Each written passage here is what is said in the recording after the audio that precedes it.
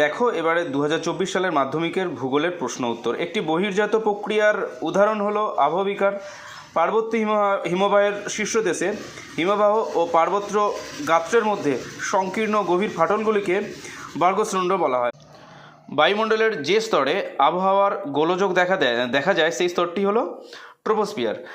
বৈপরীত্যের উত্তাপ সংঘটিত হয় যখন উচ্চতা বৃদ্ধিতে উষ্ণতা বৃদ্ধি পায়। ভূপৃষ্ঠের কোনো একটি স্থানের জোয়ারের সঙ্গে ভাটার সময়ের পার্থক্য হলো 6 ঘন্টা 13 মিনিট। সমুদ্রের যে স্থানে উষ্ণ ও শীতল স্রোত উভয়ই মিলিত হয় তাকে বলে হিমপ্রাচীর। বিষাক্ত নয় এমন একটি বর্জ্যপদার্থের উদাহরণ হলো ধানের খোসা। ভারতের উত্তর পার্বত্য অঞ্চলে অবস্থিত একটি লবণাক্ত হ্রদের নাম হলো প্যাংগং হ্রদ।